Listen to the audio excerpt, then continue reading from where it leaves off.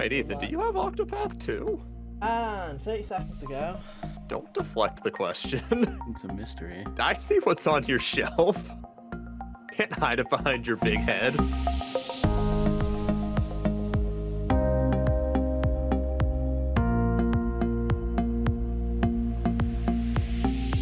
Hey, how's it going, everybody? Welcome back to another episode of the HGO podcast. I'm one of your hosts today, Ethan, and joining me, as always, are my good friends, Hunter and Kyle. Hey, guys. How you doing? Hiya. Oh, I'm doing just swell. Dude, I've been waiting a long time for this one. Have you? Yeah. Why, We what finally we get doing? to talk about something that I'm excited for. What, a mid-state of play? No. Oh, That was cringe, and we didn't even watch it. We'll talk about it, though, because that's what We podcasts sure will. Hey! Anyway, yeah, it's Octopath Today we're here 2 for Traveler. Octopath 2.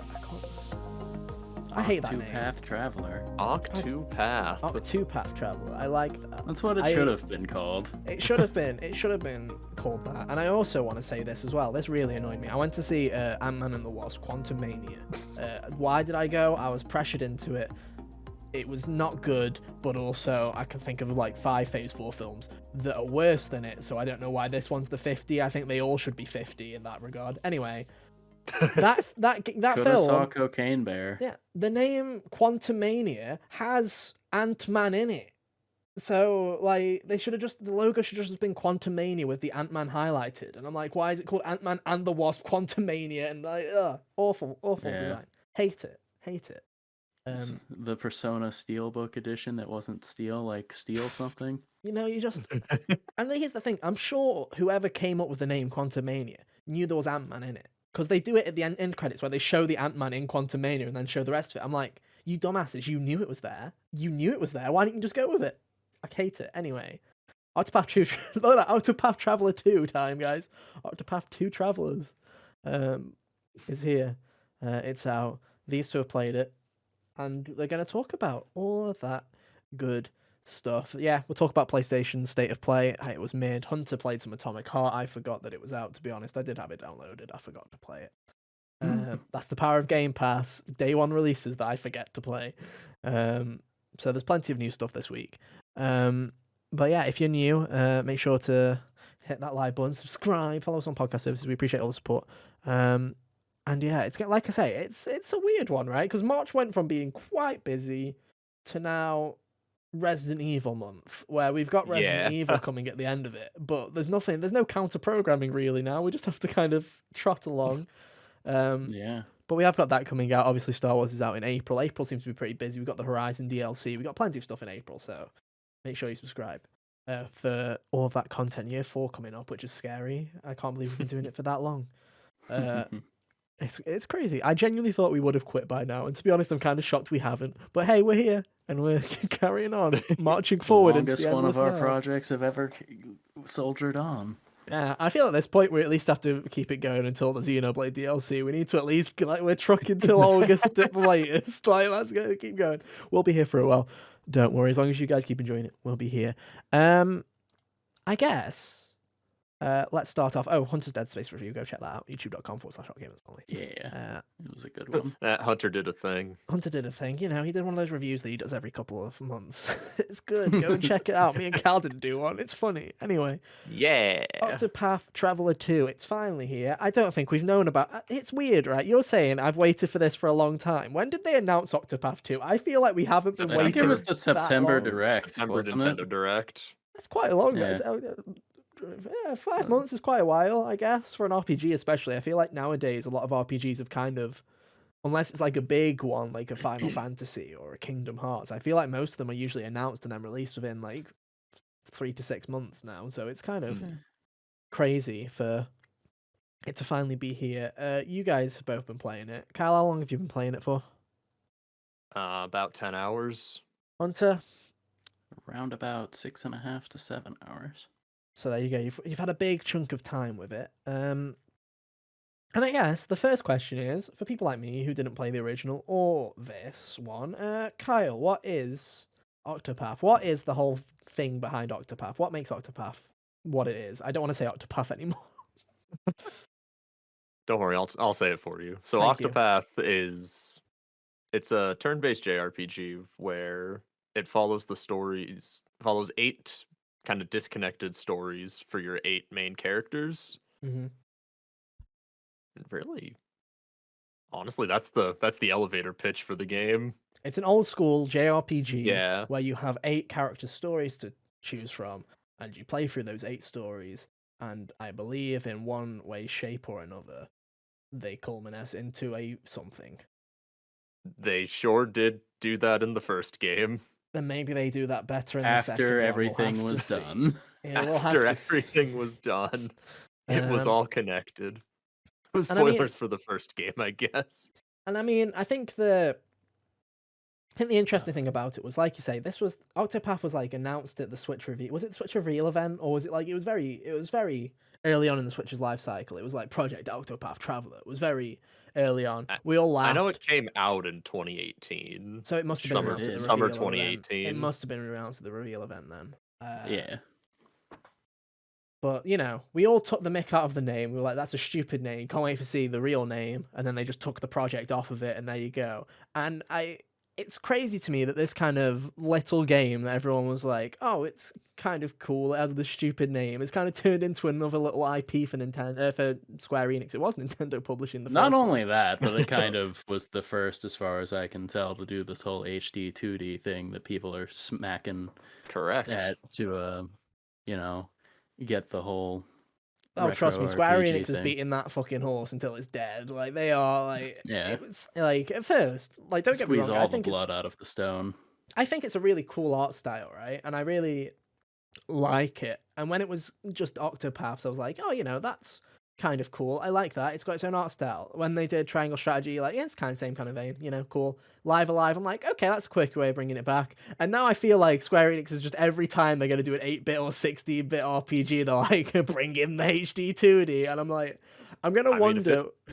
It works, If it keeps but I looking also, good, then I say it let them keep does. doing it. It does, but I also am wondering if, and this might just be me being a little fucking obnoxious prick, but I do wonder if everything's going to stop blurring to be the same. Where it's like, you know, where it's like, when you look at Octopath, you're like, oh, cool, that's Octopath. It's got its own little art style or whatever. I'm just wondering, as Square Enix goes along its little IPs and starts beating the HD 2D engine for all it's worth, I'm just wondering if we're going to look at it at the end of the day and go, okay, what's what? Can you take a screenshot from what? Is it just because of the characters you can tell what it is? I'm just gonna. I think like I say, it's a great art style. It's gorgeous. But I just hope that Square Enix isn't literally just going to be that's the solution to everything we do that isn't a big project anymore. That's my only hope for it. It's the retro RPG equivalent of the 2D Mario art style since 2006. Yeah, I don't want it to be the new soup. I don't want it to be where it's like every time they bring around the 2D JRPG, they're like, it's another HD 2D. It's gorgeous. It looks better than new soup, but also keep it special. Keep it special. So I don't know where to go with this. I genuinely don't. You know, I'm not a JRPG person really.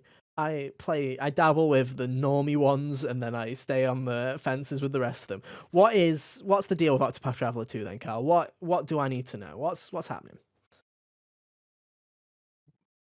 No pressure. What do you What's the mean? deal? What's the deal?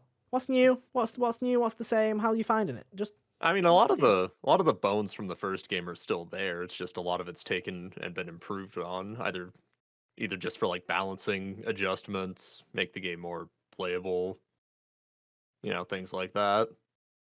The for all that we were talking about the art style looking the same, I think they have more like presentational touches that have added gravitas to just a lot of the situations. Like if you have like the level 4 battle point charge and you need to do an attack, suddenly there will be this cool little camera pan to make it look like what you're doing. It's way more impressive. Yeah.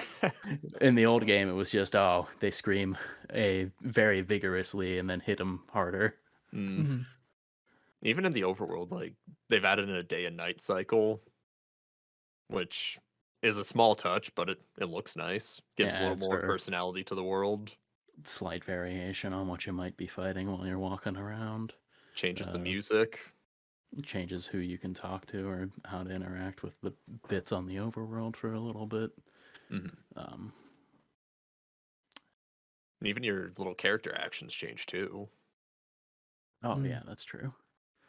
So obviously, with a new game like this, you've got a new set of characters, a new 8 characters, to kind of fall in love with. I don't know, like, hey, I know one of them is voiced by Haru because I don't know what her voice actor's name is, but Xanth. whenever she was Anth, whenever Is that Xanth how in a you video, say it? yeah, it is. Cool. Whenever I hear Xanth in a video game, I'm instantly like, I can pick. I don't know what it is about her voice, but even if she's doing a variation or anything different, I'm instantly like, found you. Like she's one of those voices where I'm just instantly like, I know you are. She slipped by me when I was playing River City Girl. She was a character in that, and I didn't notice until I read the credits. I was like, oh, No, this is nice, shocking. nice. So, what characters do we have to deal with this time, Cal? Who's on the team? Delete. All right, so it's the same 8 classes from the first game: warrior, dancer, merchant, scholar, thief, cleric, hunter, and apothecary. Mm-hmm. Yep. That's Taking all those the roles, jobs. that is all 8 of the jobs, 8 paths. We've got Hikari, who's the warrior. He's a prince samurai. I also trying to bring just want peace to to his state, nation. right? Like, is Hikari the one with the ponytail? He Yeah. sure is. Yeah, it's Like, Noah. I get, Yeah. I guess, I know that you two love this kind of fucking design. I know you guys are like, woo, but I'm like, he's literally the same as every fucker else. I'm like, come on, guys, like. Yeah, To be I'm- fair, I was gonna pick someone else first, but then they told me I was gonna be locked to him for 2 chapters straight, and then I was like, well, I'm gonna pass then. I'm just So I saying, you chose- JRPG fans, you're easily pleased, and I'm Oh, just were you gonna like, pick scholar? I was, Ah, but good. listen, man, the ponytail with the kind of hair coming off the sides is a winning style, Ethan. Yeah. It's It you is. can't I argue get with that. I results. get that, Hunter. I It looks understand. cool. Hunter, I understand that you've got a lot relying on this. I mean, look at you. You have got a lot riding on this, and I I'm really just saying, do have the ponytail with the hair popping out the side. maybe. All I'm saying, maybe, just maybe, it's starting to be oversaturated. I'm just saying, as a non-JRPG fan, I'm just noticing there's a lot of these fuckers hanging around, and I'm just saying, Hunter, you're enough for me. I don't need all these other fuckers. Okay, I don't need them. I'm usually enough for everyone. Anyway, who else have we got? Don't let him bully you, Hunter. You're perfect. So you've I'm got aware, Kari, thanks. Noah, Hunter. Who else have we got? Agnia, the dancer. This is Xanth's character. Oh yes, I can see her. Particio, he's cool. He's a traveling merchant. He's got a cool hat, and he wants to end capitalism. Oh This hell is yeah! literally the perfect character. He's like a cowboy. It's He, great. he talks like a friendly Midwesterner. Hell yeah! He's so comrade. cool. Rise up. All right, so then now we're getting to like the darker characters. We got Oswald, who was at the start of his story, he was sentenced to life in prison for the murder of his wife and daughter. Yo, epic, dude. It's Drax, bro. Epic. And apparently, Hunter, you get locked into 2 chapters with him if you Yeah, pick it's like- him.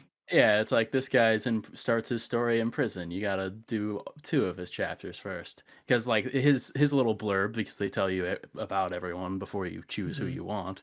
And I was like, well, that definitely speaks to me the most. Let's go. And then it's like, and then it did that. I'm like, I guess I'm gonna have to save you for later. What, you don't want to spend 2 chapters in prison, Hunter? Gosh. It just Okay. for the sake of balancing, having one dude juiced to the gills when you're out still doing chapter 1 for everyone else, it would be a little jarring. If you say so. If you say All so. right. And after that, we got the character I started with, Throne, the thief. Picked her because thieves were overpowered in the first game, Mhm. so I figured they'd be overpowered in this one too. And I'll Pleased say to know, says. she is. Hooray. Dude, stealing shit from people is great. You just get all your good shit from stealing. You never have to buy anything. You could Well, that's what we also love. you could That's what also we just love, get right? people to give you stuff. Oh, Yeah, but stealing's cooler. if you say so. Next up is Temenos, the cleric. Mm-hmm. He is out doing investigations for his church. He Little looks like detective a nerd. twink action. Yeah, he looks like a nerd. He does look like a nerd. He is. I was like, not picking you. Yeah. I think the one after that, I'd also amend that class. I'm not picking you either. Like, Like, you seem like a good secondary character. You keep it that way. yeah. Because again, for those who didn't play the first one, whoever you pick as your starting character, you're locked into keeping them in your party until you finish their last chapter. So that's just a weird restriction they put on you. It is a But weird restriction, but one that I didn't even discover in the first game until like right at the end because I never tried to take Primrose out of my party. I mean, me either. Why would you get rid of the best character? I Fair know. enough. Fair enough. After that, we've got the Hunter, Ochette. Mhm. She's this little like beastling character. She's fun. I enjoy her. Yeah, she's like a faunus from Ruby, is Yeah. where my head went. A little humanoid with animal traits. Mm-hmm. Like I said, get that shit out of here. You're like second to last. Twinkie Boyo he's last, but she's also stayed in the back. So something Anyway. I want to mention about the Hunter job class is that in Octopath you get these sub jobs for all your other characters to like mix and match customization, Mhm. and the classes, like the subclasses, will reflect on your character what the base class looks like. For the Hunter class, everyone gets little cat ears on top of them. Oh And god. I just think it's really funny that that's the route they decided to go down for that. That I is mean, rather yeah. amusing. It's quite funny to be fair. And then last we have the Apothecary, Casty. Apothecary was a shit class in the first game, and you'll be pleased to know it's a shit class again. Oh god. I thought And the they took out the one Apothecary- thing. They took out the one thing that made apothecaries good. Oh I good. thought they were fine in the first game. I just don't like chemists. Well, there you go. It's I'm just personal bias. not a fan of that Personal archetype. bias. It There is you go. personal bias, but they also just feels like they're doing no damage. And it's like it's the whole thing where like there's better damage dealers and there's better healers. Apothecary's really just like the worst of both worlds. Mm. Fair enough. I don't know. That's my take. No, fair enough. Fair enough. Give it a few months, I'll be proved wrong, guaranteed. Yeah, someone's gonna solo the equivalent of the Dark God with Casty. And so, in terms of the story so far, obviously having these new characters, how is it holding up in comparison to the first game? How are you finding it? Liking it more? Liking it less? Pros, cons? What have you got? Hunter, you take this. So I've only actually got 5 of the party members so far. I'm still missing cleric guy. I was saving prisoner man for last since I was gonna be stuck to doing him, later, and then I don't have thief lady either. But the 5 I've got are cool so far. I started with the warrior samurai guy, Hikari.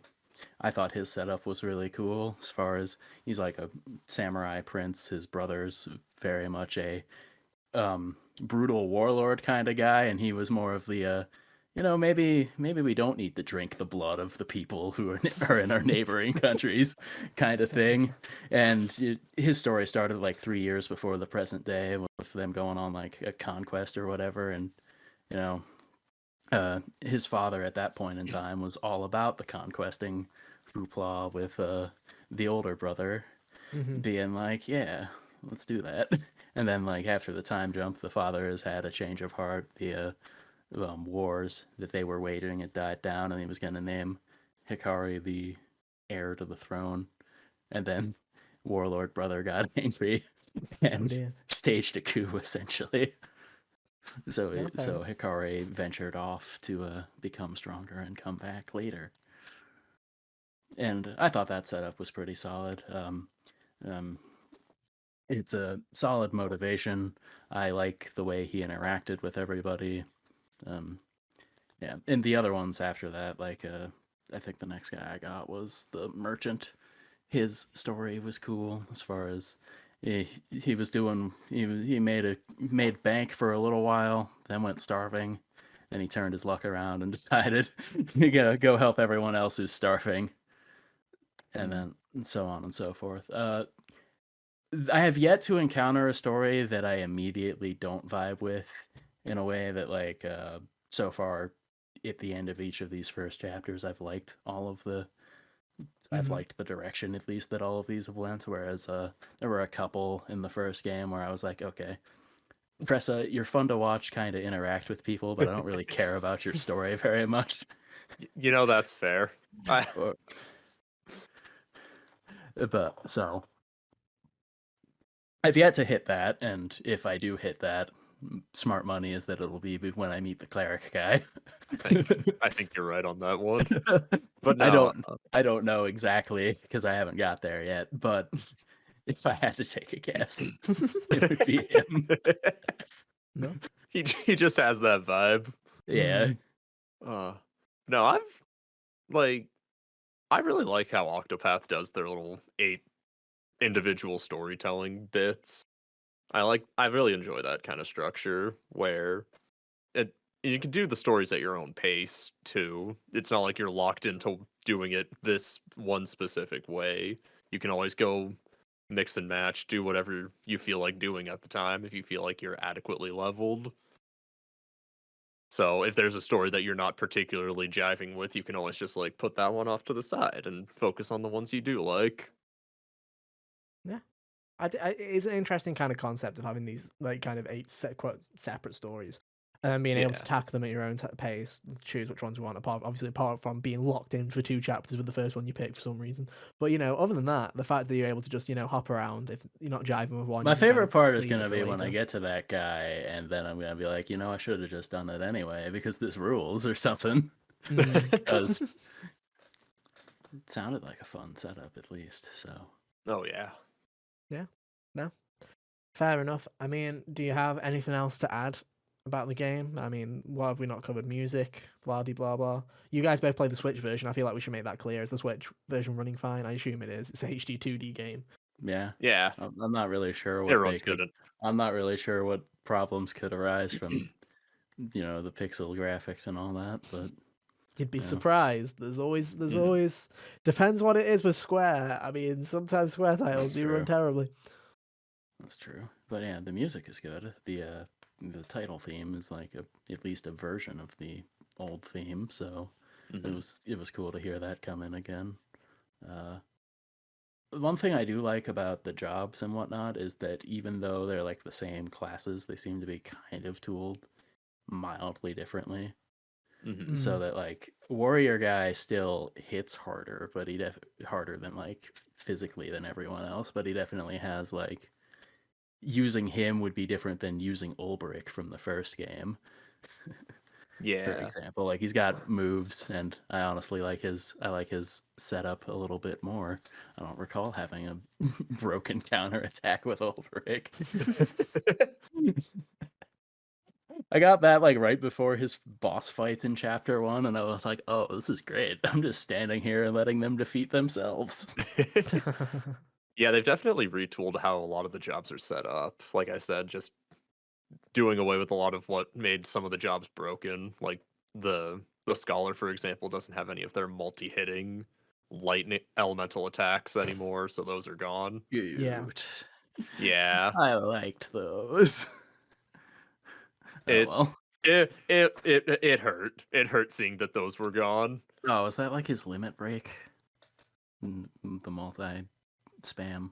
No. No. So he still has his AoE moves, but it's just the single target or the single hit ones. And his limit break turns those into focused attacks that do more damage, but only hit one target. Oh yeah. The limit break stuff is new, by the way. That wasn't in the first game. We can talk about that. Each character probably has like should. each character has a little meter off by their name or whatever doing the thing. And it's like, oh, once it fills up, you can either all your attacks will hit everything instead of just one specific thing, or the apothecary can make things without using resources. Warrior guy unlocks a list of special attacks that he can do without using mana, and so on. No. Thief gets to attack twice in a row. Wow. No, that's cool. I like it. Yeah, Cool it's stuff. just adding more depth to the gameplay. Yeah, which is nice because Octopath already was as far as RPGs go, one that I tend to actually stop and think about what I'm doing a bit more than the typical JRPG, where unless I'm feeling like especially thinky when I'm playing Final Fantasy or Persona or something, I can just smack things and be all right. Yeah. Octopath, typically, I found when I was playing the other one that I had to, actually pay attention to like status effects and all that substantially more than I would in most of my other RPG adventures. No, fair enough. Any final thoughts then? Any closing remarks on Octopath Traveler 2? I think this game's great, but I have a bias. I put 200 hours into the first game, so it would have taken a lot for me to not like this video game. But Hunter? pleased to report, good video game. Yeah, I think it's a good game. If you played the first one and liked it, then you won't be disappointed by this one. If you just like, JRPGs and, turn-based stuff in general, you'd probably enjoy this. This game also feels a lot easier than the first game did. I Just think like maybe at it's an because entry its level. leveling pace isn't garbage. I think you're right. Yeah, that's like one of the things that I've heard. A lot of the positive reception from a more casual perspective is what I've seen is the game seems to be a lot less grindy this time compared to the first one. It doesn't seem to you can carry on going a lot. You Of can the times. fast forward the battle speed, so you're moving Yeah, twice that as too. fast. So that helps. I feel like you're getting the job points to get more skills quicker. Mhm. And you just level up a little bit more often. It felt like. There's And also just a lot more boosting abilities for like EXP and job points you get as well. That's just like yeah. just like background abilities. Yeah. Passives, those are called. Good job, Kyle. Yeah, good job. The little bonus You got it. XP It was gonna monsters, come to me. the Kates, I believe, is what they're called in this one. They're like the Yeah. equivalents of the golden hands in Persona 4. I've come across 2 of those already. Only managed to kill one, but it's a little annoying because I only had 2 of my party members when I killed it. So now I've just got Hikari and Merchant Guy at level 15, Just while super buff. everyone else is coming out of their chapter 1 like level 7 or 8. And I'm like, oh, well, Ugh. at least I won't have to struggle going into chapter 2 for anything. Yeah. Dude, that's the annoying part of having to keep your main character in your party is just so my main character, she's level 30 right now. My lowest is like 19. Mhm. Jeez. So it's the apothecary. I'm not using her. No, fair enough. Fair enough. So yeah, I'm glad you guys are happy. Cal didn't notice it. There was supposed to be a surprise reveal at the end of it, but yeah, I do own it. There you go.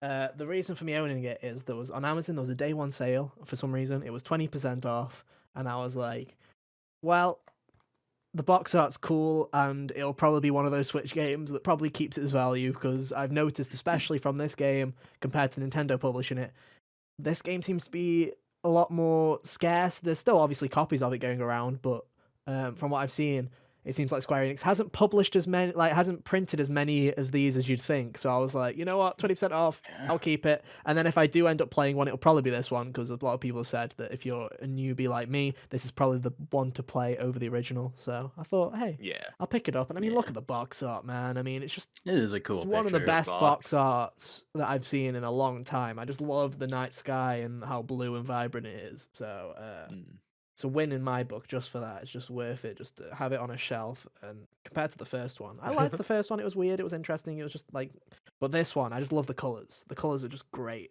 I love it. It's really nice. That's my review. The cover is very cool. The cartridge also has that blue kind of tint to it as well. So very cool.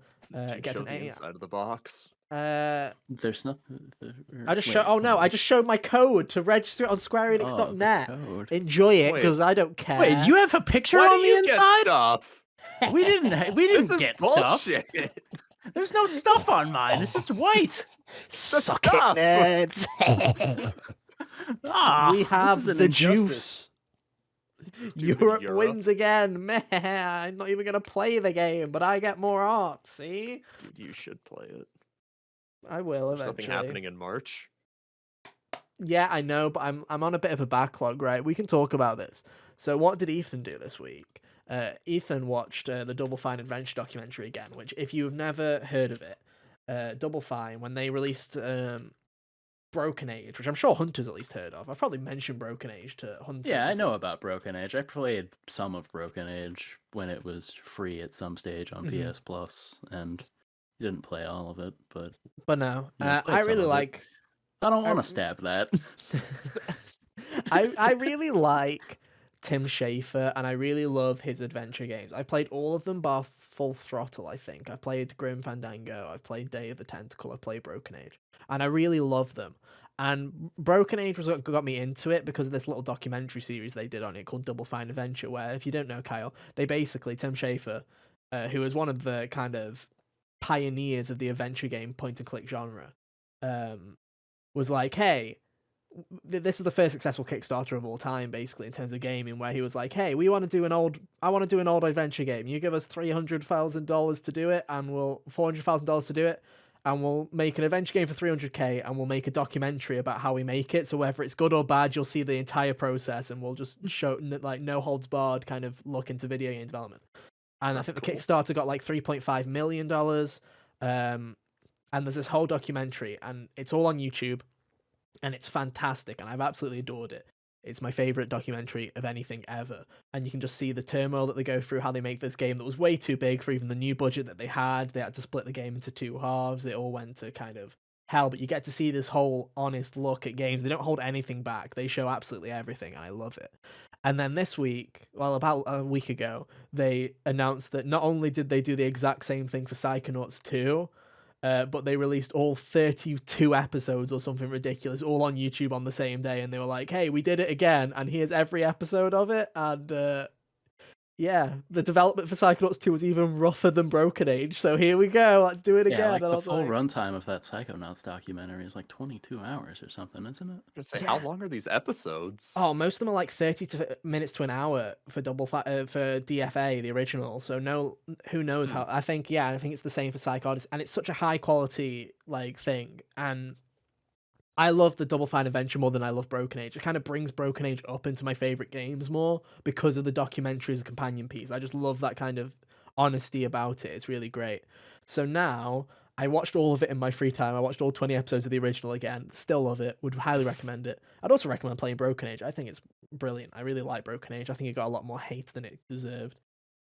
I think it's solely because it kind of came out in that early kind of Kickstarter era, and it was right in the midst of Gamergate and all these other wonderful things where the internet was just extremely toxic about everything and everyone. So yeah, I think it had unlike a really, we are now. Yeah.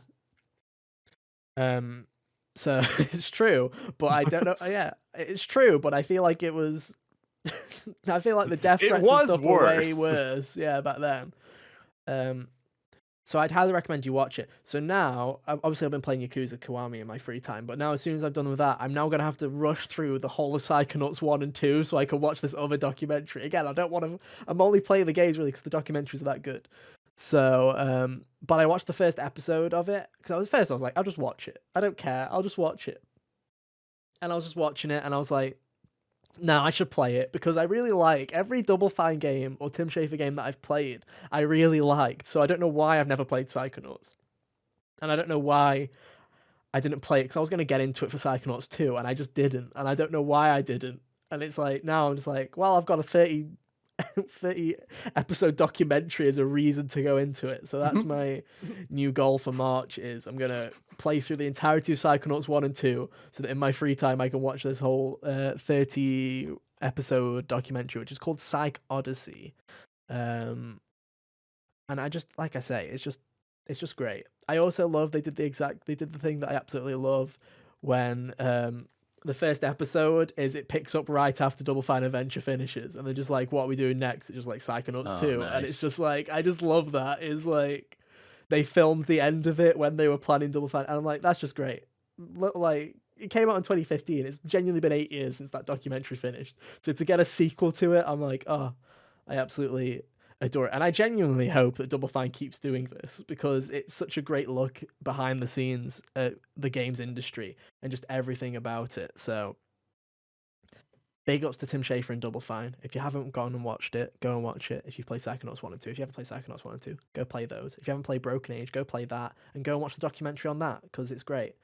Double Fine Adventure especially, you can watch the first 10 episodes of it because they don't show any spoilers, and then go and play the game and then come back to it, especially.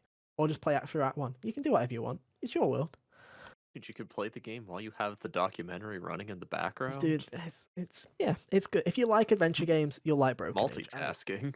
Like I say, Broken Age is underrated. I love Broken Age. It's good. It's got Elijah Wood in it. It's got Jack Black in it. It's great. It's great. Oh, Jack Black's in that one too. Yeah, you must have enjoyed being in Brutal Legend enough to. Literally, Tim Schafer. You hear about this from the documentary where it's just like they just asked Jack Black to come in and play a cult leader in Broken Age, and he was like, "Hell yeah, I'll do anything." He just walked on in. I love that guy. And then Elijah Wood plays the main character, one of the two main characters called Shay, and the way that they did it was that Elijah Wood saw the Kickstarter on Twitter and was like, "This is cool. I loved his games back in the day." And then Tim just slid into his DM saying, "Hey, do you want to voice the main character in the?"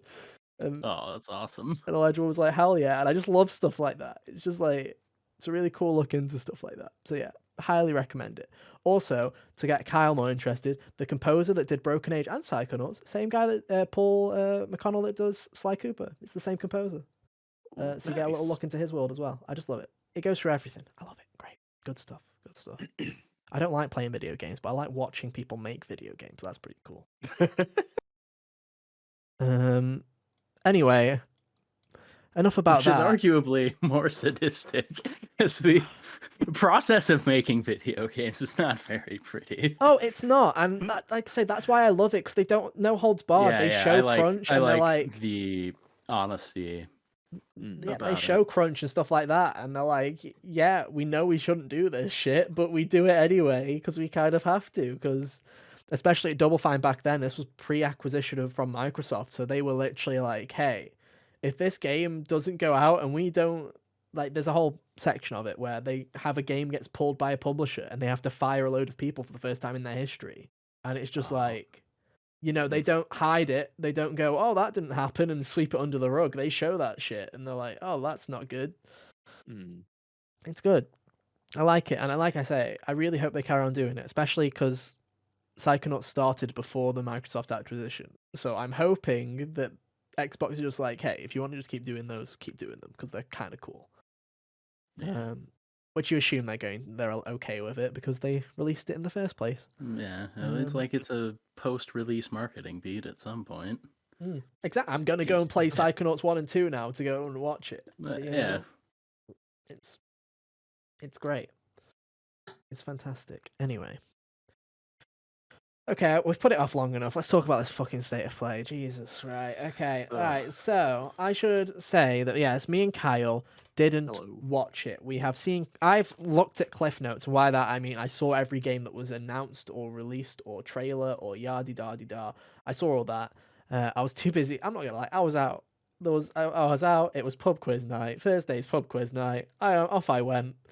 My phone is the one that's used for the quiz, so my internet was off and everything, so I couldn't look even if I wanted to. And then I came back and nothing happened. So I was like, I'm glad I didn't cancel that. Pretty much, yeah. I want to say something. I fully meant to watch this, but I forgot what time it was on, so I missed it. That's cool. I also didn't double check when. I didn't care enough to check when it was actually happening. I just assumed it was happening at like 5 p.m. my time. It happened at like 3. It started like 5 or 10 minutes before I got home from work, so I just didn't see it until later, which gave me the benefit of fast forward. And you lucky dick. Yeah, right now I just have a PlayStation blog page opened up that has all the announcements and all the stuff they showed. I was also getting to this because we can talk no holds barred about this. I'm perfectly fine with slamming some stuff, praising some stuff. I also want to give a massive shout out to Warner Bros. Discovery for announcing Mortal Kombat 12 in a random, just a random call, quarterly earnings call, and they saying that it's coming this year. So there is a genuine possibility of Street Fighter, Tekken, and Mortal Kombat having releases this year.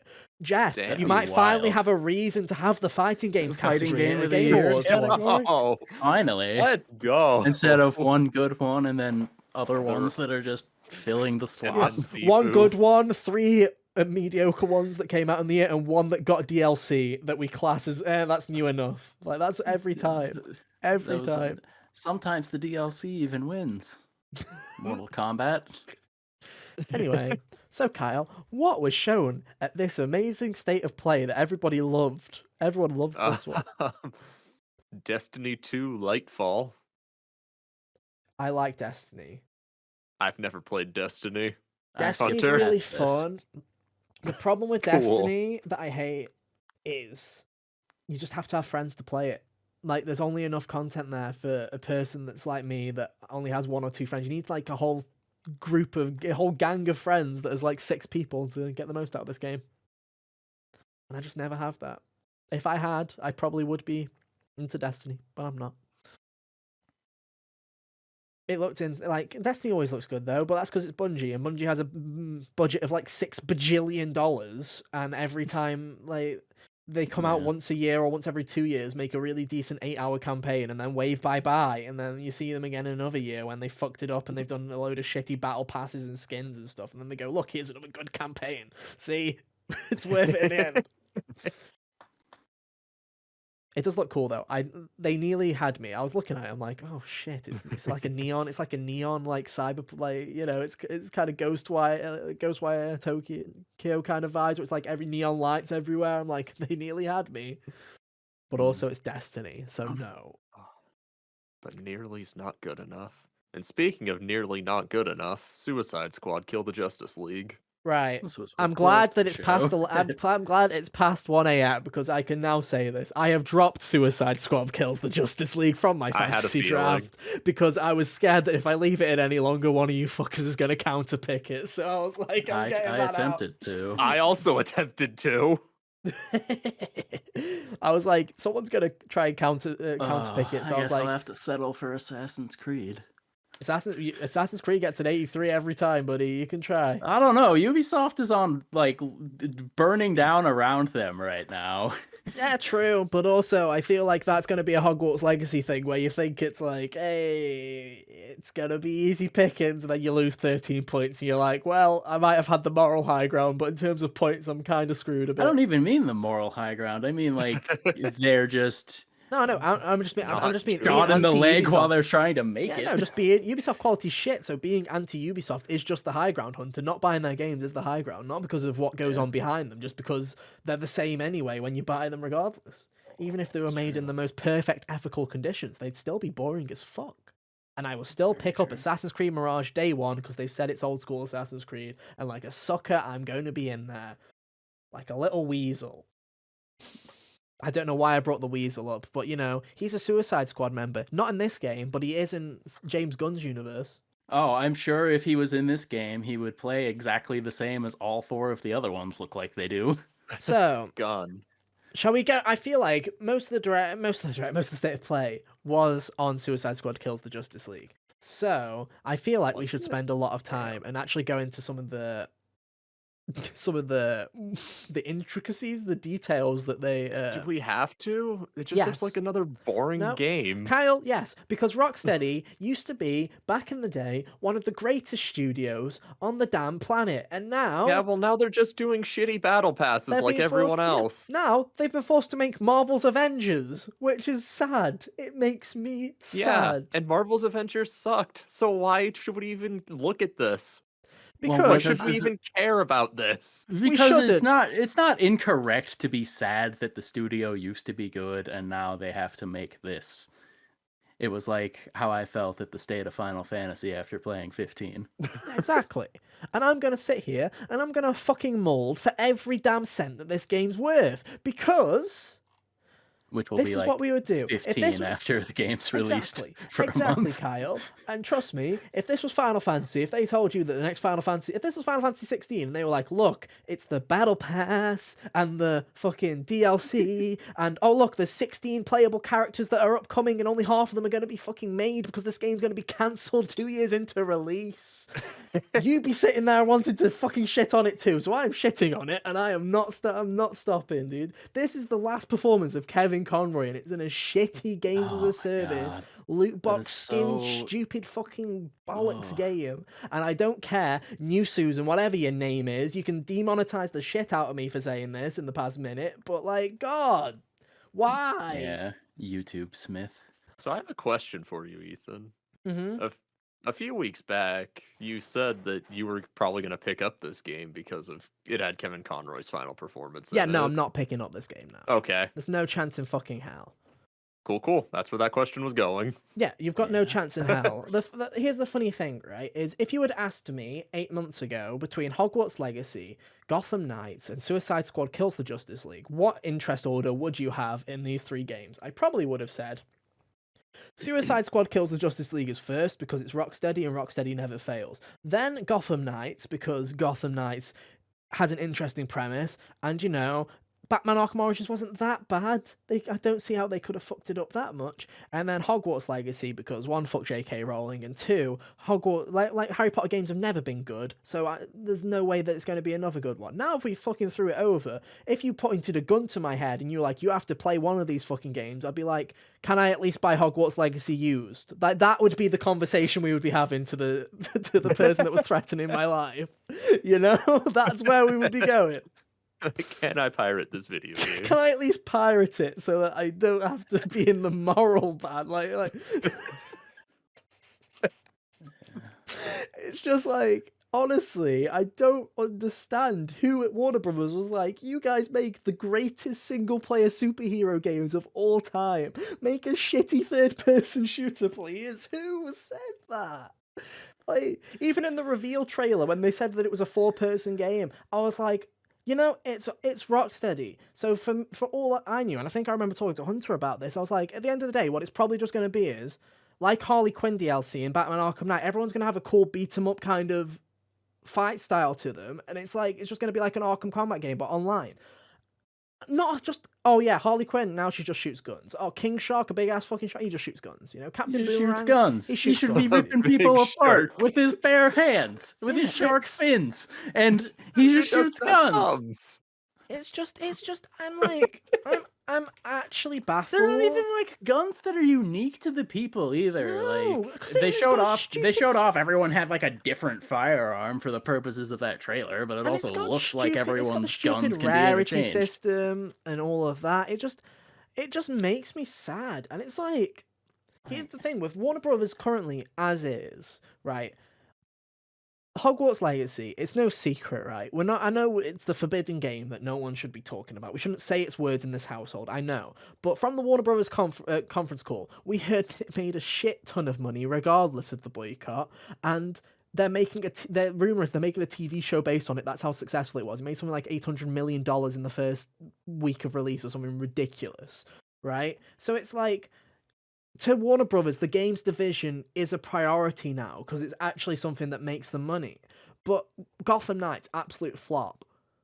Suicide Squad Kills the Justice League, absolute flop, right? When the stupid Harry Potter game and Mortal Kombat 12 do really fucking well, are they just going to go, you know what? It must be the teams on it because the other two had IP and they sold really well, and these two have flopped. It can't have been us. We're perfect. It must have been the teams. And then they closed down Warner Brothers Montreal and they closed down Rocksteady. That's what I'm seeing in the future, and I'm not happy about it. And yeah, that's a. Yeah, I don't get it, man. Because like Suicide Squad and Gotham Knights both have this stupid like blueprint where it's like I have never once while playing as a superhero thought, oh, let me check what my chest piece stats are. Why would you Here's the want to thing. check your gear when When you're Destiny playing as 1 someone? When Destiny 1 said to itself, oh, we're going to be a game that people are going to play for the next decade. And we were all like, wow, imagine the fucking cojones on these guys thinking that people are going to play it for the whole decade. And to be fair, they were wrong. They had to make a sequel and 6 million expansions to keep it running for 10 years. But not only is Destiny still prominent and still relevant, every other fucking stupid game has nicked the stupid armor, all has separate values. Weapons all have secret values. Look at the colors, guys. Green, blue, purple, orange. Let's all go. Woohoo, we love loot boxes. It's so bad. I just don't understand. Who likes this? I understand if you like Destiny, because Destiny as like a one-off thing, I'm like, I understand it in a way. But who was asking? Oh, single player like co-op game. I want the loot box rarity system, please. It's like no one asked for this. Like genuinely, no one asked. Marvel's Avengers is dead. It dies in literally a month. It's gone. Goodbye. Yeah. This game, like people, you're You think basically this saying one dies faster? 100%. Probably, right? And do you know what the Yeah. reason is? I 100% believe it will. And my reasoning for that is people will baited and switched with Marvel's Avengers. People will have bought Marvel's Avengers on the trailers and gone, you know what? I think it might just be a good Avengers game. And then they buy it and then they realize it's a Destiny Games as a Service bullshit. Everybody knows that this is if people don't say that this is a Destiny Games as a Service bullshit, they're going to go, that looks like Avengers, and they fucking tricked me with that one. I'm not going to buy that. So even less people are going to buy this one. And I mean, say what you want about Avengers. You got Iron Man, Captain America, Thor, they're big characters. Other than Harley Quinn here, is anyone really going around going, oh, fuck me, Captain Boomerang, he's my favourite. I've got to buy this game. No. If you do, seek help. If I did pick up this game, I would definitely play as the shark just for the fun of it.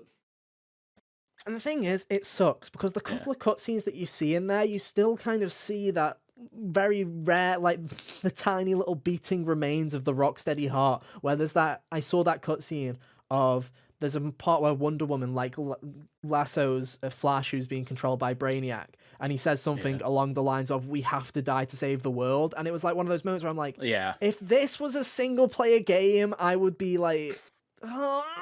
Yeah, like if this was a Rocksteady as they previously made game, it would have been, that moment could have been really solid when you got to it. Like a number of the Batman Arkham moments that were really solid when you got to it. And it just sucks. And it sucks because here it's like when they first teased it, they said it was in the Arkham universe, but they were saying it's a new thing. It's in the Arkham universe, but it's a new thing. And the closer we're getting, it started as, this is the latest project in the Arkhamverse, guys. And now it's like, this is the next thing in the Arkhamverse. This is the sequel to Arkham. Like, they're going all in on it because they know that no one wants to buy this video game.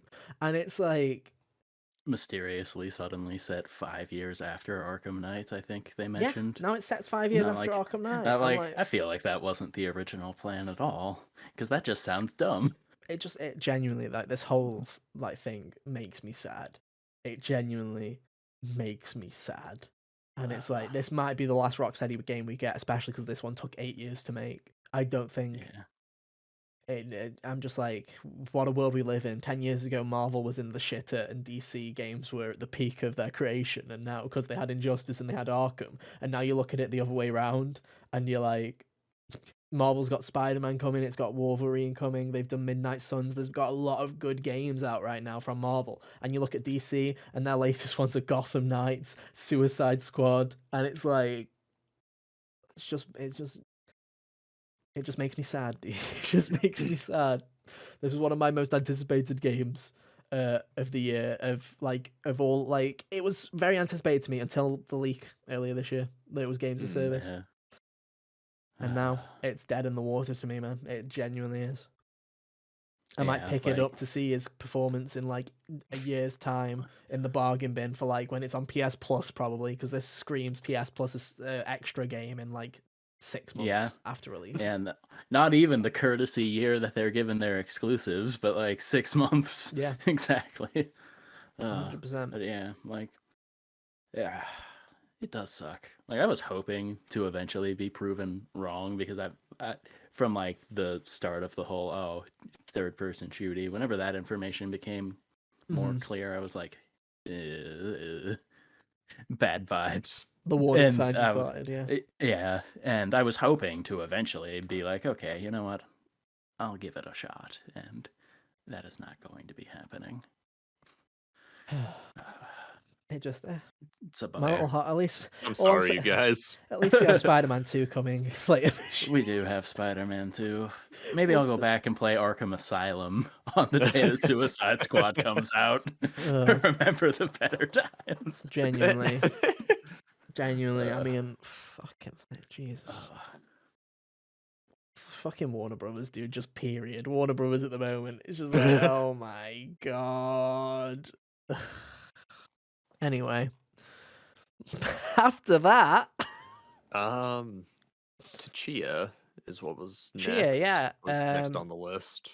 This is an indie game, and I think it looks rather great. So much so, Yeah, it I does picked look it cool. up Hmm. in my fantasy draft because for you, I man. have. Here's my bet, but I think that this is going to be, because it's on Extra again. I think This year's Stray. not as popular as Stray because it doesn't. Yeah, have not cats as like in the it. cat energy that was coming, but like critically and whatnot. But I it could think it's be- going to be one of those games where it's like going to be a high word of mouth where people are like, this game's pretty great, and you can play it at no extra cost if you're on the extra tier. So go and check it out, because it basically looks very much like, it just looks like a cute little adventure game. It obviously has a couple of Breath of the Wild inspirations with the little hang glider and stuff like that. It just looks very mechanically, it seems like a charming. weird mismatch of Breath of the Wild and Mario Odyssey, since you're like possessing stuff too. Yeah. So like they've shown this off a couple of times. I was like, oh, that looks kind of cool, and just been wondering when it still looks kind of cool, and now I can play it and see if it's cool without purchasing it. And it's out in March. And I'm sure so it's I'll, not even that yeah, far away. I'm sure I'll purchase it anyway if I like it enough. Yeah, and it's available on PS5 and 4, so everyone can play it, just like Stray. And the question of will the PS5 ever start to have its own generation by itself continues as we continue forth into the world where the PS4 will never die. If you guys thought this is bad, wait till you see when the Switch gets a successor and the original doesn't fucking die for years.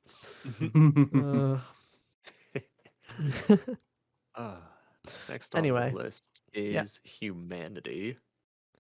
This looks kind of quirky. This is from the same guys that did Res Infinite and Tetris Effect. Yeah. And it's just basically, I was watching Cal Bosman as delayed input, and he described it as, it very much looks like a more advanced version of the Ratchet and Clank little mimic puzzles, you know, the Rift Apart Hunter with the little guide and the little clanks around puzzle. Yeah. And I was like, you know what, it does kind of look a bit like a more advanced version of the I can see how Guide you the would get to Clanks that. Yeah. puzzle. That's But this looks like an interesting little puzzle game. It looks like very much like a Kane game, if you know what I'm saying. It looks very much like a puzzle management. It's got its own level creator, so I'm sure that 50 to 500 people that will play this constantly will always come up with some sadistic things to put each other through. It just looks like a solid little indie thing. I like it. Yeah. Next up with Resident Evil 4, I can say nothing on this, so I'll leave this on the floor to you guys. Hunter, have you seen this trailer? I can leave it to Hunter. I didn't watch this. I did watch this trailer. It's more Resident Evil 4. If the game's going to be out in a month. I didn't really need to see this one because, well, you know, game's already out in a month. I'm already sold on it, you know. Yeah. Like, there were a couple of little interesting details in it that made me go, huh. I think some of this is... It seems like it's tipped me off to some of the liberties they might be taking with the adjustments to the game. So that's kind of cool. But yeah, Resident Evil 4 still looks great. It still looks like they're going to successfully make one of the best games ever again. It looks great. It does. It looks really good. The only thing that so far that I've looked at that was like a bit is I saw was it Game Informer coverage a couple of weeks ago where they showed like a section of Resident Evil 4 in the rain, and they did the rain is on the screen. It's not on it's not environmental. It's like a PS2 game where the rain's an effect on the screen, and it was really, really like heavy, and it just looked really bad, and that's the only bad thing I've seen about this game. It did look very, very rainy. I didn't really look into that too much beyond the couple of GIFs I saw. It was like, as someone that's like, this but... game looks gorgeous the whole time. It's the first time where I was like, oh god, that looks really awful. Like, I'm really hoping that's a pre-release asset and they fix that, because like that would make me feel sick on a big TV. It's like really bad, like really obvious. It wouldn't shock me if they managed to like, you know, switch that up for something that looks better, because like Resident Evil 2 was absurdly wet all the time. Yeah, and it always looked really good. So I imagine that like they know what to do when it comes to making their environments Oh hell damp. yeah! There's a minecart section, dude. I might play this game. Look at this shit. Like It's like Donkey Kong? bro. It's Yeah. like Donkey Kong. Hell yeah. Yeah, and that guy's got a really big head. That's crazy. Ooh, that guy. Damn. Like, damn, bro. Oh good. Oh good. A Hunter, we combat got him. fight. No, you don't have me. No, we didn't. You Damn don't it. have me. I already have like 6 million Resident Evil games that I've not played on my shelf here, so you know. Man, you should play Resi too. I hear that's a good one. Yeah, maybe. Next up, Street Fighter 6. Yo. This game Another looks one. really freaking good. Another one that looks good, but you know, wait, they showed a new character too, didn't they?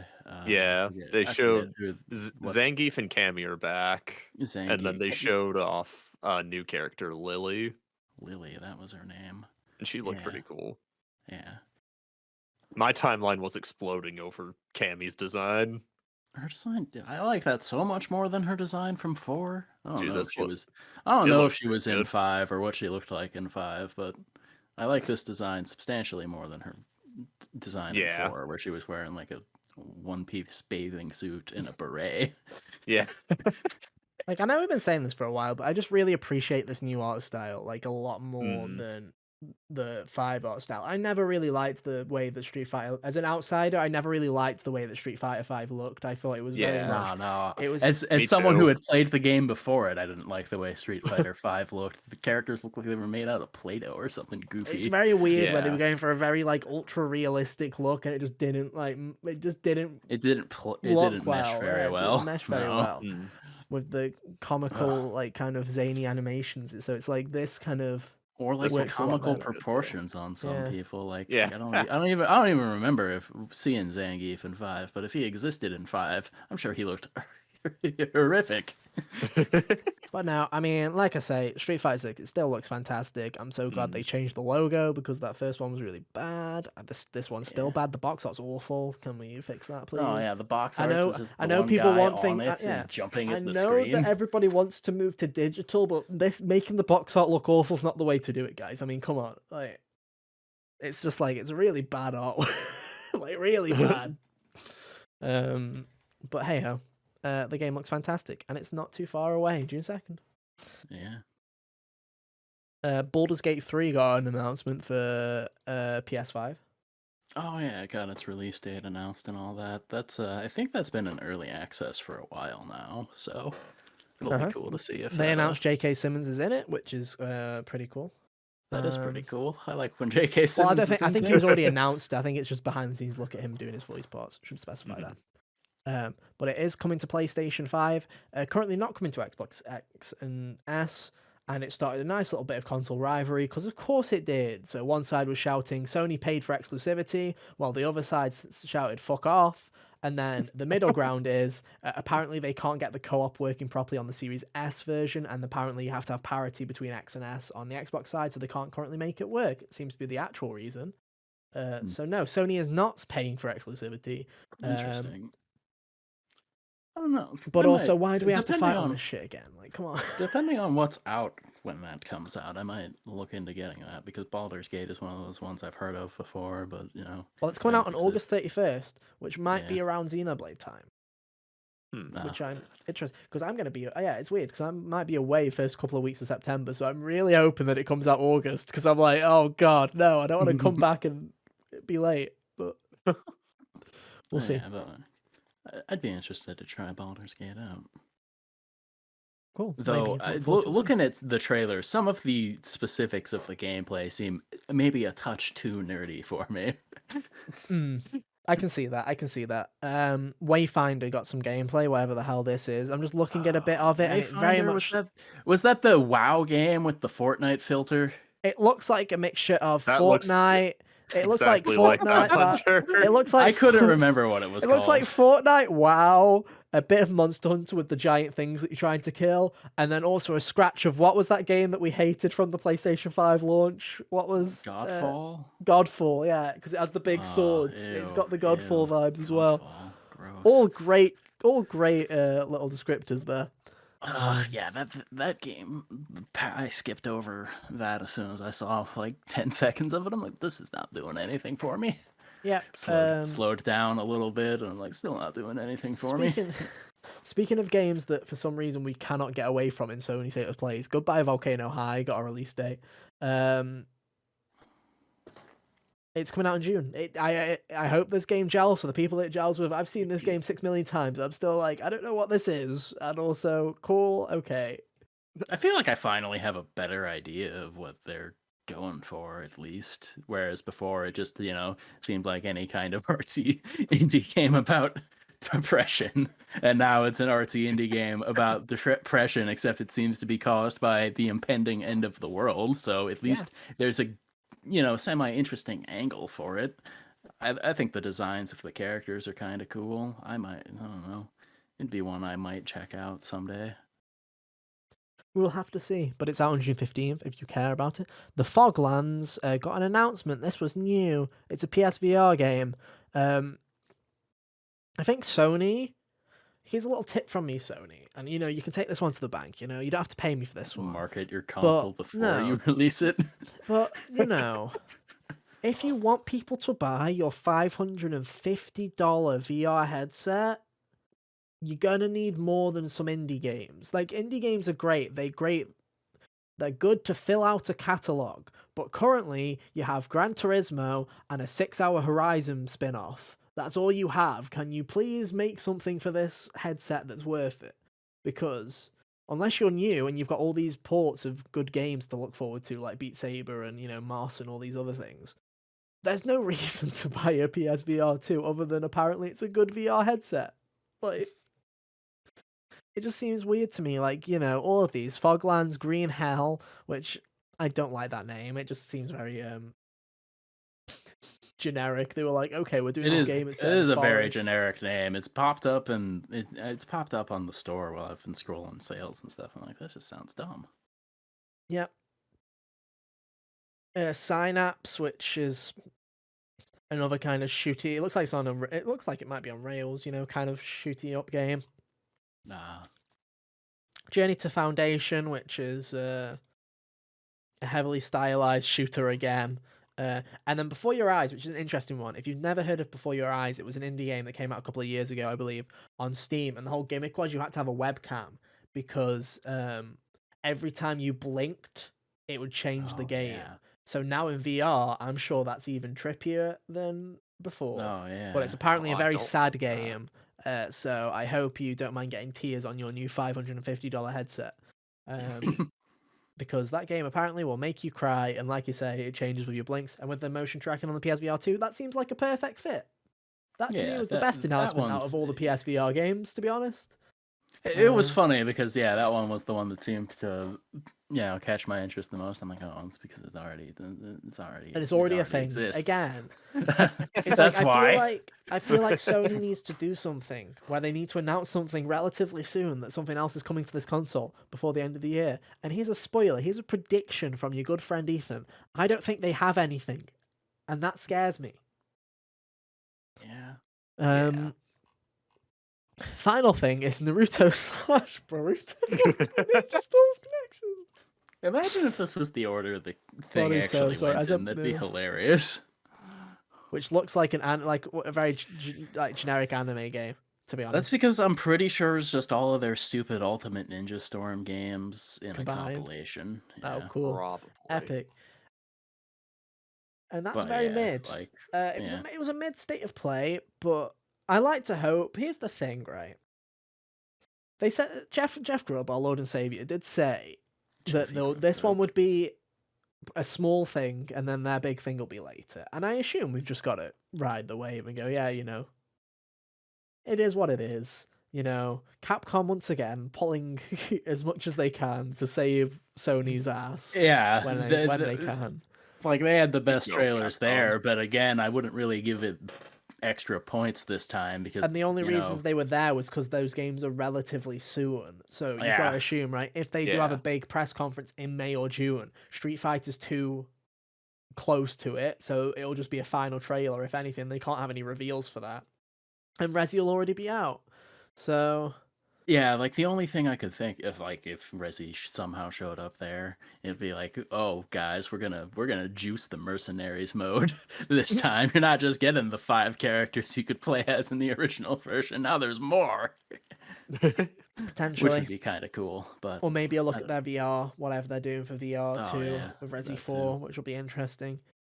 Again, Capcom trying to pull that side of it as well, with the whole of Resi 8 playable in VR. Yeah, Capcom just Way to solid go, carrying Capcom. it. Look at them go. Yeah. So that was the state of play. Come back next time for more, where we will talk about whatever's next. For I don't know, Xbox has had that thing now because they had the developer showcase. So I feel like it's everyone's early year thing done now. I feel like Yeah, everyone's early. now we just got to sit here and wait for E3 season where Nintendo isn't showing up. Sony will probably have a conference and Xbox will show Forza. So it's all to play for. All to play for. Somehow Nintendo's Twitter announcements might still be better than half of Yep. what and we all is still shown play at the Duck actual Goose show. while we wait for the Xbox Microsoft Activision deal to either go through or not, so people can stop acting coy. Because I feel that's another thing. Is I feel like Sony's been playing it safe because they don't want to disrupt anything that's happening with that, and Xbox doesn't want to do anything else because they also don't want to disrupt that. So I feel like everyone's just kind of playing chicken with the with the Federal Trade Commission at the moment. So. Which is funny, to be honest, because I feel like no one ever wants to just be anywhere near the Federal Trade Commission, never mind playing games with them. But hey, here we are. That's the world we live in. The never-ending cycle of despair that is this deal that has been far too long of our lives. It's kind of crazy. Yeah. It's kind of crazy. Right. Just well, make it stop. No, Hunter, no. We're going to be talking about this forever. We're going to be here on the 5-year anniversary of this podcast and go, wow, still happening, eh? Yeah. That Xbox Microsoft acquisition. We'll still be wondering where the Switch 2 is. Oh, so true. Anyway, I was just checking. It was January 2022 when they announced it, by the way. So it has been a whole year of this shit, and we're still in it. Anyway, let's carry on. Hunter, take us home. You played Atomic Heart, right? You did that. I did play Atomic Heart. That was I think the best way. I think the way it's been described before release was kind of like alternate history, Russia, BioShock kind of coming deal. out at a great time for a game about Russia. Yeah, that's it's one of those things where that's definitely stirred up some it's publicity definitely been in development for 5 or 6 years probably, and it's just the it's just team was founded in like 2017. Yeah, it's very to their unfortunate website, for I believe. Yeah, it's just unfortunate timing for them. And like some people have been reading it's taking place in an alternate history Russia, and there's because of that there's some nationalist things going on with it. Of course, I feel like there's been a lot of things about this game that have not been particularly positive. But Hunter, you've played the game, and I feel like you, at least, because I mentioned some of the things, you weren't particularly aware of them. So if we take all of that out and you've just played the game... I knew about the goofy robot twins. I just also didn't encounter them while I was playing them. Okay, so you knew about the goofy robot twins. You didn't know about the controversy with the cartoons in the game, though. And you also didn't notice the really weird dialogue, speeding up, slowing down, weird dub thing that they did. I didn't encounter that one, no. But I can tell you that the dialogue in this game and just the writing in general, not good. It is bad. That's something coming from Hunter, man. Full stop. Hunter kind of accepts a lot of things when it comes. Like, he's very accepting. So if Hunter's saying that something's downright typically bad, pretty generous with my opinion of things, I will say, but I did not and I'm to be fair, I'm willing to give it the benefit of the doubt and say that maybe it was lost in translation. As far as I could see this very much being a no-nonsense Russian guy in the native way that it was written, and it just, being translated over into English, just the absolute biggest tool you've ever played as. Because, God, this guy sucked. He's just, okay, so here's a funny thing. Your BioShock hand, the one that does the special powers and stuff, the way he can do that is he's using like an experimental glove, and this glove has an AI in it. So most of the dialogue here is just that bullet I thought I was dodging by not playing Forspoken has come back to just talk nonsense at me this way, and like it's super annoying because the world in premise is neat. I like alternate history things, and I like their weird science that they got going on with their robots and their electromagnetic Mhm. rail system and all of that. That's all really cool. Some of the lore things lore logs I found were cool. It's just too bad that most of this, it's just most of like what they're presenting in the forefront is very poorly written dialogue between a man and his glove. And that just sounds wrong, to be honest. That does sound like a Justin Roiland thing, to be honest. And I'm like, oh no. Dude, Because like, what a yeah, world. Not a world that not only do we live in where 3 people simultaneously decided, you know what? Thing on or in your hand, it talks back to you the entire fucking video game, but also they're all bad ways of doing it. they're Well, all who would have bad. guessed, Yeah, dude? Who would have it's not guessed? It like was it's all a terrible impossible to idea. do something where a person talks to you for some of the game, and banter back and forth is possible, and possible to be good. I liked the banter in High on Life because those characters were well written. Or not High on Life, Hi-Fi Rush. That was the We yeah. nearly got there. We nearly got him. Clip it, Oh. boys. Clip it. We got him. We got him. I We'll liked use that in I 3 liked years. the We'll use it. banter. I liked the banter in Hi-Fi Rush because those characters were well written. Transistor does the whole "your weapon talks to you" thing, and that was better. That was actually really good. So like that got in the way a lot as far as the general gameplay. There's something about the hit detection that isn't super satisfying. Like the enemies are all interestingly designed as far as like you got these little mannequin robots that very creepy eyes that bore into you because it's just robots and it looks uncanny and all that. And then some of the later designs, enemy design, really cool as far as like visually. As far as like actually fighting them, there's something off about like shooting them. It just kind of shows damage, but there doesn't feel like that every now and then, but it doesn't feel like there's any kind of feedback on it. Like Which sometimes is I always feel great for like a shooter, it's always great. like sometimes I feel like I hit like I just used the shotgun for most of it because that's typically what I do in these That's shooters. usually the sign of a good versus bad first-person shooter. If you have a good first-person shooter and using a shotgun, that's a great feeling, right? But if you have a bad first-person shooter and you're using the shotgun because you feel like that's the only real viable thing for me to get through it, is like, oh god, I hate it. And it just makes me laugh because it's like, we've been in a shooter-heavy environment in terms of video games since like the late PS2, right? It's like we've had so many first-person shooters, so many third-person shooters as well, that it's like I thought we got over the particularly awful hit detection in like the PS3 era. I thought we'd work those kinks out. The fact that in the year of our Lord 2023 we still have these fucking awfully whiffy animations and terrible hit detection. Yeah, because like how? Sometimes I shoot the shotgun while they're like running at me and it just splits them in half, and that was like, okay, cool. And then sometimes I shoot it and it just they keep, and it just barely stops them and they keep running towards you, and I'm like, what was the difference? I'm pretty sure I did this. I'm pretty sure it was the first shot on both of these examples. I just don't get it. It's like, I'm sorry, but if you can see someone on YouTube making cool animations out of like a water bottle and a Nerf gun, right? It's like, people have worked this stuff out where stupid people on TikTok can do funny animations that look sick in their own time. Big games with big money. Make your stuff look cool and feel good, Like that's like the two aims of a first person shooter is look good and feel good. Like, come on, you can do it. Yeah. And like the powers are hit and miss as far as that. Like the idea behind the powers is cool as far as some of them go. You got your little chalky attack that seems to be one that's little lightning attack that's neat, but again, not really a whole lot of feedback on that. Freezing things is cool while it happens because they just slowly stop moving. It happens like gradually as you just apply it. That was cool, but still when I actually go to hit them and take advantage of this, the same issues arise that the other problems have. The other power I unlocked before I stopped playing was like this the like magical science material that they use in this world is called polymer, and essentially what you do with this power is you just kind of spew it on them, and then like whatever element you hit them with next will be more potent. So like if I had like a fire thing and I would have shot them, it would have like torched those jerks, essentially.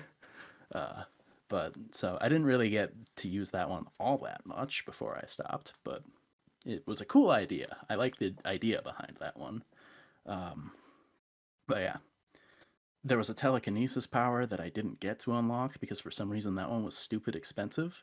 And why would you make... Okay, so in BioShock, the telekinesis was one of the first things you got, and it was one of the most gratifying things to use. There was nary a feeling that I've encountered in the game that satisfies me as much as stopping a grenade in midair and just holding it in front of your face for a couple seconds before throwing it back at somebody. It's a super, super great feeling, and I don't know why they try to hide that great feeling behind, just extra hours of play for no reason.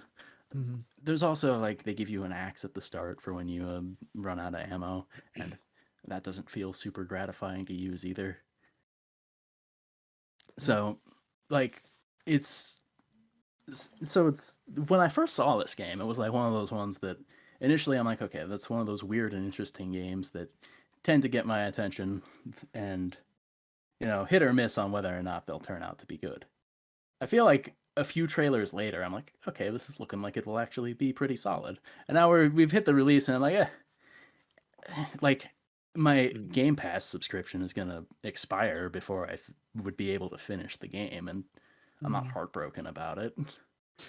Like, that's the thing. like, Is I was looking at if it, and I was if like, I had I could play purchased it, I'd probably finish it, but also, like, I'm not going to. It's also bad luck because, like, the second day I was playing this, my physical version of Signalis came in, and that game very much captured my interest very quickly. I'm like, bad luck, Atomic Heart, not playing you anymore.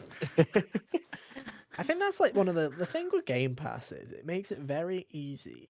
And especially, I'm not an achievement hunter or anything like that, so I'm sure if I was an Xbox guy, this would pay me even more because I would sit there and finish games that I didn't. But as someone who uses Game Pass, basically it's the bargain bin of video games, where I'm like, you know what, I'll pick Xbox exclusives, that's great. But if something goes on there and I had no inclination of buying it, but I'm like, oh, it's on there now, I'll give it a shot. The problem with that is when a game like Atomic Heart comes along and it doesn't instantly hook me, it's so easy to then just do the Netflix approach and just be like, be gone, like, fucking in the bin.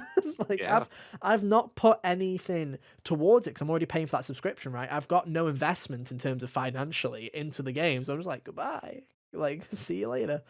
And we lost Hunter. Well, speaking of goodbye, and he's ruined. He didn't even say toodaloo. I don't know what happened there. Well, it was like Discord specifically just stopped too. Like, the rest of my internet still going fine. Discord just decided it hated me for a minute. Yeah, it does that sometimes. But anyway, well, just like you with Atomic Heart, your internet gave up. That's it. That's it's all good. And there's nothing wrong with giving up. And if you don't jive with anything. There's some more stuff coming out. I know Wolong is coming to Game Pass, so I might check out that in a couple of weeks. Is that in a couple of weeks? I feel like it's a couple of weeks, right? The 17th, I believe. Yeah. It's literally next week. Next week? I thought it was the 3rd of March. Oh, nice. Okay. So I might check that out a little bit later. I better get that other pre-downloaded, games. Actually. Didn't think about that. I liked the Neo games, or I liked Neo 1, and then I liked playing Neo 2 for a few hours when I was... Well, I've kind of been itching about it, like I've been playing, getting back into Yakuza again. I'm nearly done with Yakuza 1, and it's like, I do need to play some more Dark Souls games, because I've got, I've done Elden Ring and I've done Bloodborne, and it's like, I will need to get through the rest. So it's like... The rest. TM, right? Yeah. Basically, my next challenge is I've got to get through Demon Souls and then the Dark Souls trilogy to get to the game I want to play, Sekiro. So it's like, I'm sitting there and I'm going to sit through 4 Any games. particular reason you're putting Sekiro off to savor it, I feel like I'm not going to like Demon Souls, Dark Souls 1 through 3 the most, so I'm like, because I do want to play them all, because I like From Software's Souls games from what I've played so far, but from a world standpoint, those are the 4 that least interest me. Whereas I like Sekiro is like ninja samurai stabby like parry game. Want to play that? Like, save you for last. And it's a rhythm game, so you'll love it. Yeah, supposedly. But hey, so that's why. But yeah, maybe I'll check out a little bit of it. But again, I can 100% see that being the kind of game where I play it for a couple hours and go, that was pretty cool, and then put it on the back burner, because that's what Game Pass is for. It's the back burner until you see that the game's leaving in a month. And you're like, shh, can't play. Yeah. But hey. Well, I guess that's that. Anyway, so in conclusion, buy Octopath Traveler 2, watch Double Fine Adventure / Psych Odyssey, don't play Atomic Heart unless you have Game Pass probably, and don't watch State of Play because you can catch up on Twitter and it saves you the pain. I think those are the lessons we've learned today. If you do play Atomic Heart, specifically turn the voice volume all the way down. Mick Gordon did the music, and you can tell because the music is good, but you know, turn the voice acting down. Or play it in another language. The little whatever bits of you the voice prefer. acting I did hear were not very good. Like, they were not great. But, you know, it is what it is sometimes. It is what it is. Anyway, our links are on screen now, I think. Yeah, you can go follow us on Twitter to keep up to date with everything that we do on the podcast. You know, it's all good. It's all fun. Like I say, we've got Wolong apparently next week. That's news to me. Will I play it? Find out next week. If you see a topic episode in your feed, you know I didn't. Hunter, start planning one now. There's at least 3 topics in the bucket right now. Oh, good. Cool. Oh, good. Share them with us. So we if you want to find out what that topic is when it goes put live, them in the bucket that is available to you to look at. Damn, you'll have to show me where I can find this bucket. Anyway, they can find us on Twitter at Hot Gamers Only. Subscribe to the YouTube But where channel. can we youtube.com find the bucket, Ethan? No. Subscribe to the YouTube channel, please. Thank you. And listen to us on podcast services like Apple Podcasts, Spotify, you name it, we're on it. Go check it out, please. Thank you. Follows, likes, reviews, all that good stuff. Thank you. Where's the bucket? Who knows? I know where the bucket is, actually, because Hunter told us where the bucket was. I did tell you guys. didn't listen where the bucket was. No, I think I know what bucket I need to look in. I just need to actually look at the bucket. Well, go find the bucket then. You've got time. All right, You've got until next week to go and find the bucket. Anyway, that's it for this one. Thank you ever so much for listening / watching this week. We'll be back same time, same place next week for more. But until then, we hope you have an awesome week. And yeah, we'll see you next time. Bye. See ya. Toodaloo.